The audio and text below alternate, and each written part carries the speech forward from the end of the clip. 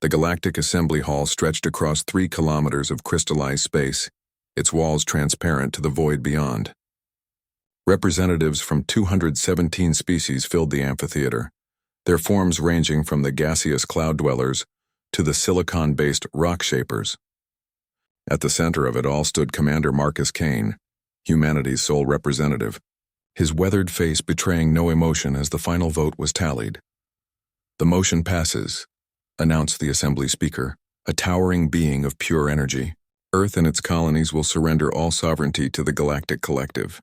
Human technology, resources, and labor will be distributed among member species according to the established quotas." Kane stepped forward to the speaking platform. "May I address the assembly one final time before this decree takes effect?" Laughter rippled through the hall. The Vorthan ambassador, a creature resembling a massive praying mantis, clicked its mandibles. "The primitive speaks. Let him have his moment." Kane's gray eyes swept across the assembly. "You see us as weak because we lack your natural advantages. We cannot breathe methane like the Gorthans. We cannot survive in the vacuum like the Void Dancers. We cannot regenerate limbs like the Hydrix. But I warn you now, this decision will be remembered. Threats from a species that only achieved faster than light travel 3 cycles ago," scoffed the Zeltan representative, her crystalline form catching the light. "How amusing." Kane smiled then, a cold expression that made several nearby delegates shift uncomfortably. "Not a threat. A promise. Humanity has one trait you've all overlooked in your calculations. We adapt, we survive, and we never forget." The assembly erupted in derisive sounds that passed for laughter among various species.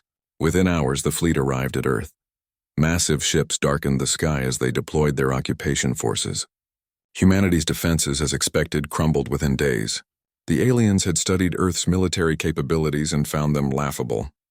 Nuclear weapons were neutralized by simple energy fields. Earth's proudest warships were disabled with electromagnetic pulses that their primitive shielding couldn't withstand. The occupation began with swift efficiency. Humans were cataloged, assigned numbers, and distributed to various alien enterprises. Some were sent to mine asteroids for the Vorthans. Others were shipped to agricultural worlds to tend crops for species that had long ago abandoned manual labor. Earth itself was carved up, its resources extracted with technologies that stripped entire mountains in hours. The aliens had made one miscalculation. They assumed human compliance would follow human defeat. In the depths of a Gorthan mining facility, a human engineer named Tom studied the alien equipment with keen interest. The Gorthans, confident in their superiority, hadn't bothered to restrict human access to their technology. Why would they? The primitives couldn't possibly understand machines that operated on principles Earth science hadn't even discovered. But Tom understood more than they realized. Humans had always been remarkably quick learners when survival was at stake. Within months, small groups of human slaves had quietly mapped the entirety of several alien technologies. They passed information through channels the aliens didn't monitor, using methods too primitive for their captors to expect. Hand signals, coded songs, even patterns in the way they arranged their meager possessions. The resistance began not with violence but with subtle sabotage that appeared to be accidents. A mining drone on Asteroid Station 7 experienced a malfunction that cost the Vorthans a month's worth of extracted minerals. A crop blight on Zeltan Prime destroyed a harvest, but only in fields where humans worked. The aliens blamed human incompetence and instituted harsher measures. This only accelerated humanity's learning curve. Dr. Maria Rodriguez, assigned to a Void Dancer medical facility, made a discovery that changed everything. The aliens' greatest advantage, their diverse biological capabilities, was also their weakness. Each species had evolved in isolation, developing immunities only to pathogens from their own worlds.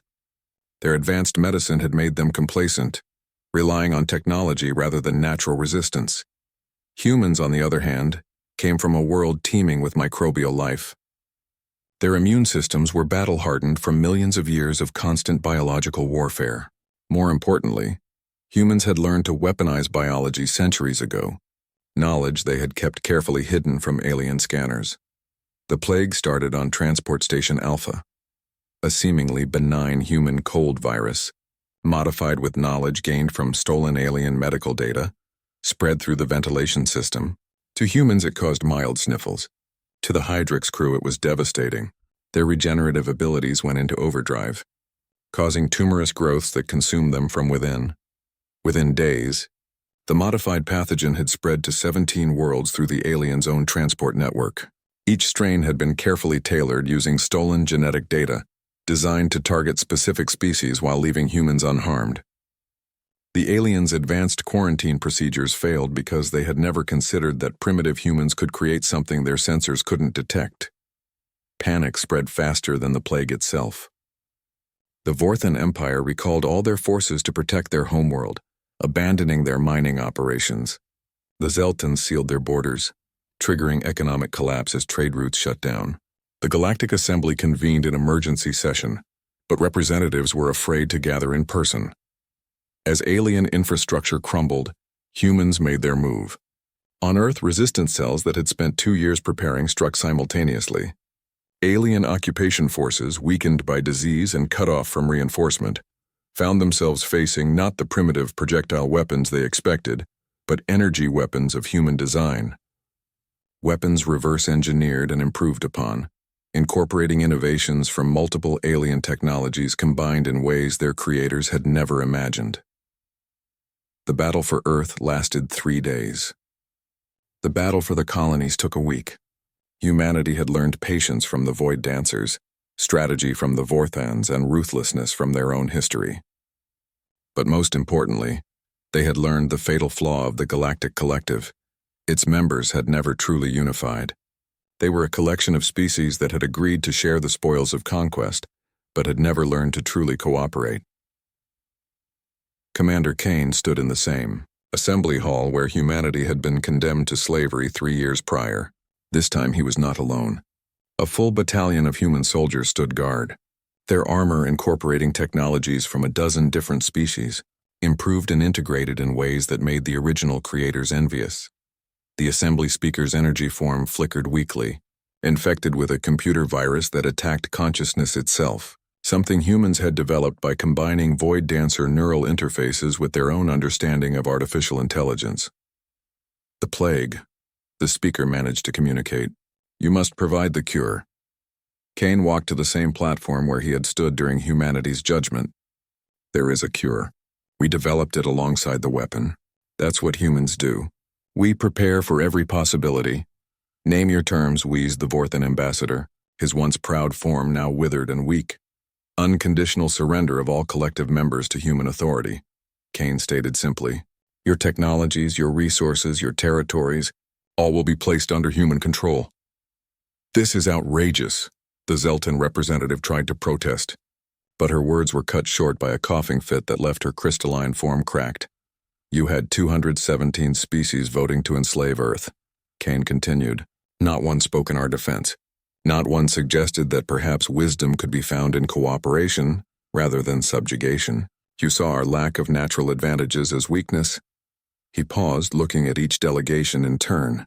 But humans have survived ice ages, plagues, wars that nearly ended our world and our own tendency toward self-destruction. We survived not through natural gifts, but through innovation, determination, and the willingness to do whatever was necessary. You triggered our oldest instinct, survival at any cost. Please, begged the Cloud Dweller representative, its gaseous form barely maintaining cohesion. We were wrong. Show mercy, Kane nodded slowly. We will show mercy. That's another human trait you failed to understand. We can be infinitely cruel to those who threaten us, but we can also choose forgiveness. The cure will be distributed to all worlds, but under our terms.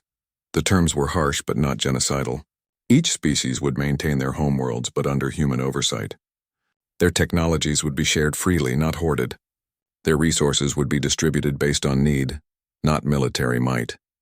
Most importantly, no species would ever again vote to enslave another. You call this mercy?